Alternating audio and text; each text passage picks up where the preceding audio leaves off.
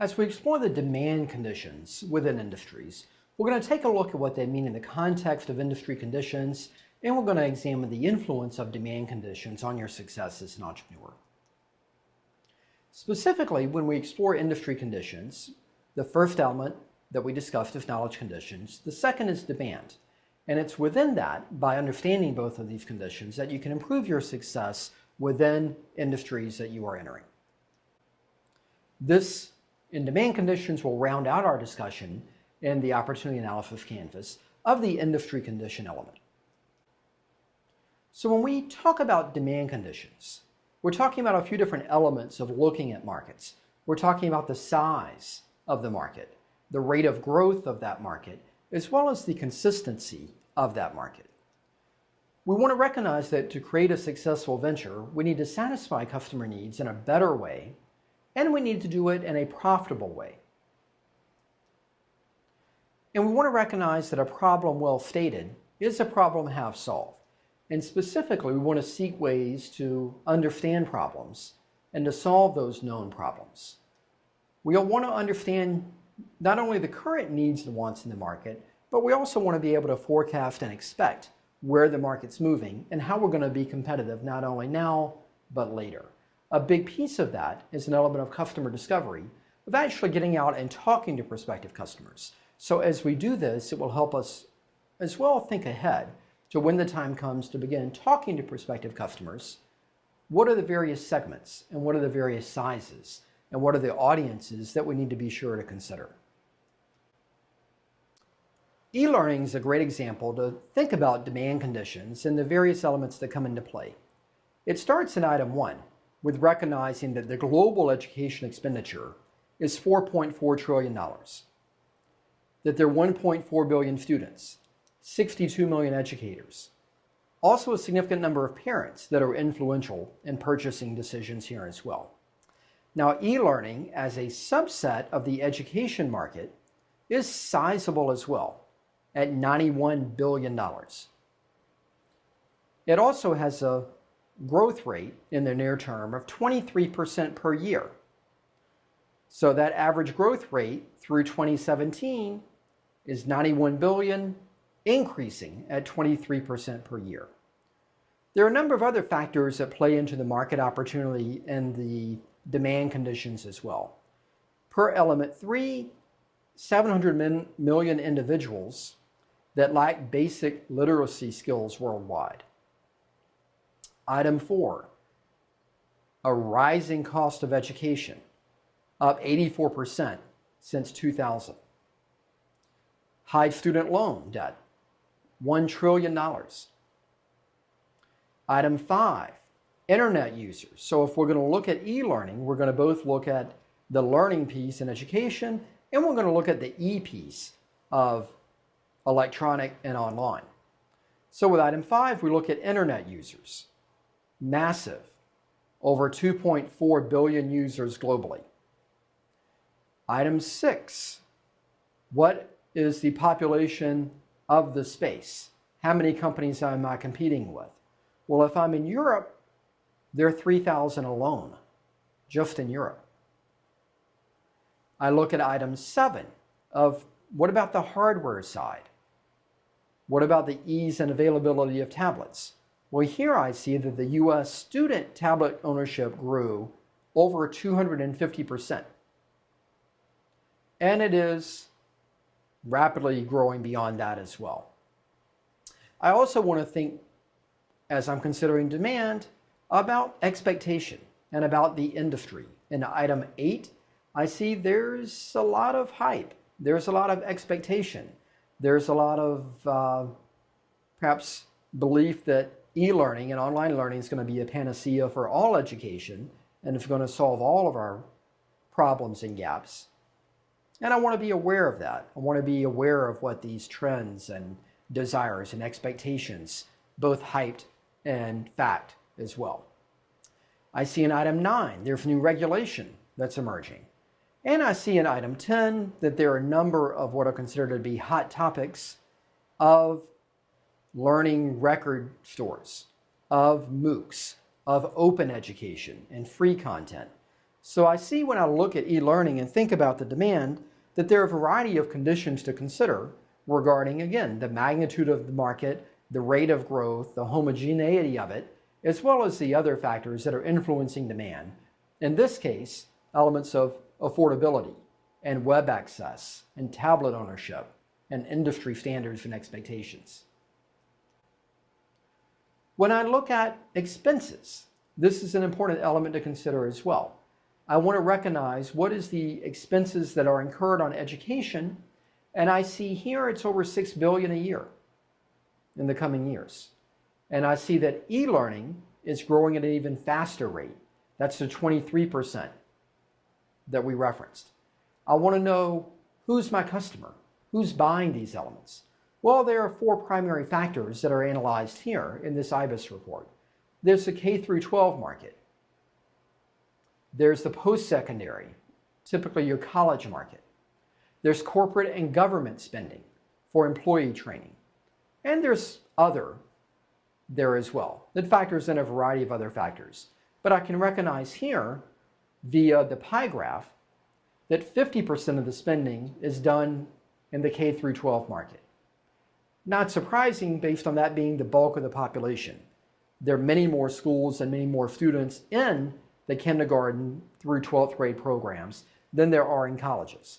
So in that way, I'm not necessarily surprised by this, but I'm interested in knowing the statistics and what expenses are being made such that if I'm to enter and compete in that market, what are the revenues that are up for grabs?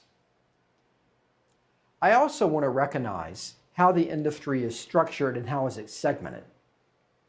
Working my way from the left side, content is an area that's influenced by regulatory and curriculum matters, that's influenced by requirements, and the types of businesses that would fall in the content are the publishers, the content generators, the open source content.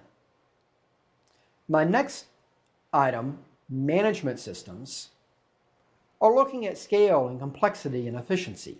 These are the software platforms, the tools, the smart technologies, the learning management systems, the analytics, etc., that is factored into e-learning. The third element, distribution, arguably the most popular of late, is looking at online access, free or paid, one-to-one, one-to-many. Types of businesses include immersive learning of how can we make perhaps face-to-face learning or hybrid learning more immersive and more experiential and more customized. It's MOOCs, it's other learning portals. And all 3 of these elements, content, management systems, and distribution, will play a role as we're working to serve our customer. And we are looking at the cost of education, the level of qualification, the flexibility, the customer experience, the quality that's being delivered across the intersection of these 3 areas of content, management systems, and distribution. I'm also interested in fundraising, and specifically, as I look at these many competitors in the market, are people raising money? Are people getting funding from venture capitalists and other types of investors? And I see here that they are, albeit it's on a bit of a decline. We see it rose into 2010, but with the US and economic slowdown and the global economic slowdown, it began to dip off a bit. It's not surprising, recognizing that many of the K through 12 and many of the college audiences, nominally 85% from the prior chart that we saw of our customers, are public funded, meaning they're reliant on tax revenues, meaning they're reliant on federal spending. So if federal spending is down or if tax revenues are down, then that's going to have an impact on industries that are tied and connected to them. We can, however, see that there's still significant funding in the space. $864 million in 2012 alone is the forecast here. That was a year to date. It was likely a little bit above that in the end as well. And when we look on the right-hand side of the volume of deals, we're still seeing somewhere between 87 and 130 deals done per year. So that would typically mean approximately 100 companies that have been funded via these means. We also want to look at M&A activity, the merger and acquisition activity in the space, and what was going on there as well. We're seeing that there's a lot of consolidation, a lot of acquisition. We can look here and see deal values approaching 10 billion. And we can also see that many of those deals in the education space were in fact e-learning companies. So 75% of the education companies that merged or were acquired were in the e-learning space. What we can also look at as we do this type of research is who's raising money, from who, and what target sector, and at what transaction value. What we can see here is a little bit of a survey, a little bit of a snapshot of the target. So these are the companies that raise money. We can see the investors, and we can see some pretty notable investors here that vary from some notable VCs like Andreessen Horowitz, as well as to some foundation like the Bill and Melinda Gates Foundations that are putting money into this space. We can see the target sectors, largely distribution, and we can see transaction values. So a few million here, 10 or 15 million there. We can also do this type of research in other areas. Everything you've seen is from an IBIS report, and this is one of the research databases that you have access to as a University of Maryland student. There are others out there. We'll look at BivStats, we'll look at Eurostats if we're over in the EU. We'll look at SBDC, we'll look at Census Bureau. So when we look at demand conditions, there are a variety of databases that we have access to, some free, some paid but included within your tuition that you have access to, so we'll highlight some of these online for you as well. To capitalize on these demand conditions, we want to focus on three aspects. Again, the magnitude of the demand is important, but when you're looking at an early stage industry, when you're looking at something that is just beginning to climb its way into success, the magnitude may not necessarily be there. It may not be that high. So we're also as interested, and perhaps more interested, in the rate of growth of that demand. If it's a small market, that's okay, but if it's growing at 20 or 30 or 40% a year, we want to be on that curve as entrepreneurs. We want to ride that growth. And the idea is that a rising tide will raise many of the companies that are in that space. We're also interested in the consistency of demand across the customer segments. So when I look at that demand and I see that half of the market spend is K through 12, that's a fairly homogeneous market. There probably is a similar set of needs and wants across that broad segment. Now that doesn't mean that I necessarily want to try and build a product that's going to serve everyone. The needs of a kindergarten class and the needs of a high school class are very different. The sophistication of the students very different. What a 6-year-old and an 18-year-old can do or expect is very different. So it's not necessarily to say that it's all the same and it's a one-size-fits-all, but at least it brings me into a common genre of what some of the needs and wants are. There's likely some kind of a grading system that's employed. There's likely some measure of assignments and homeworks and deliverables that's employed. There's some kind of a teacher-student relationship. There's some kind of a parent or guardian relationship. There are the administrators at the K through 12 area that will play a role, and there may be various other regulations regarding student privacy, of grade privacy, that we want to consider as well. Now, it's a different set of factors and concerns if we're looking at corporate training, or we're looking at the training of employees within the government, by the government. So that's what we mean by consistency of demand. Are there pockets of demand where there's a large grouping of K through 12, a large grouping of the post-secondary, a large grouping of corporate and government, where if we were to develop a solution, we could tackle one of those large areas with our solution and not have to build an entirely new solution if we wanted to compete within that area. Now, this all brings the question of, once you've recognized an industry and began to dissect the demand, what do you do from there? For me, I like to think about, well, where is there an unrealized opportunity? If everyone that I'm seeing, particularly those that are raising venture capital and are raising a lot of venture capital from good companies, are in the distribution column, I, as a startup, may not want to compete there. I might not want to chase what everyone else is chasing. I might want to look to something different. I might want to look to the management system side.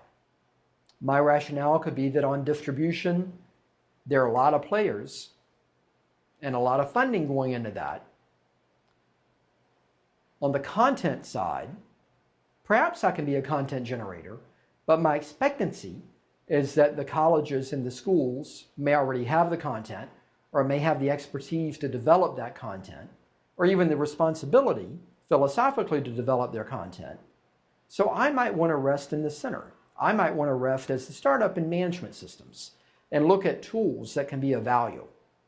And maybe I don't want to only look at tools and all tools, maybe I want to look at mobile tools. And I might not just want to look at mobile tools, I might want to look at doing analytics within mobile, within management systems. So that's the kind of research that you can do to drive where you might want to compete and think about where the opportunity is and where is there sufficient magnitude and rate of growth and homogeneity that you can build a sustainable startup. So I'm seeking sizable markets that are growing, that have some similar needs and wants, that I can deliver something of value and focus my resources and do that effectively. And I can do it in an area that perhaps there's a niche that for me is attractive. If it's a $1 million or a $5 million opportunity for me, that would be very attractive. For Microsoft, for Google, not answering the phone for $1 million opportunity, not having a meeting to discuss a $1 million opportunity, just too small for companies at that scale. So you may find that there are opportunities to engage and participate in market opportunities that might be too small for some of the large players to compete in, but may be very much worth it as a startup. Segmentation is a central piece to consider as well when you're thinking about demand. With segmentation, it's an opportunity to specialize and to build reputation and a brand for doing one thing well, that you can leverage that into new things later, but it gives you discipline and it lets you go in and think about, how do I fill a need? In summary, when we think about demand conditions, we want to recognize this is a piece of the industry that we need to understand. And we want to recognize the element and the influence that magnetism, rate of growth, and homogeneity plays as we look to bring new products to market.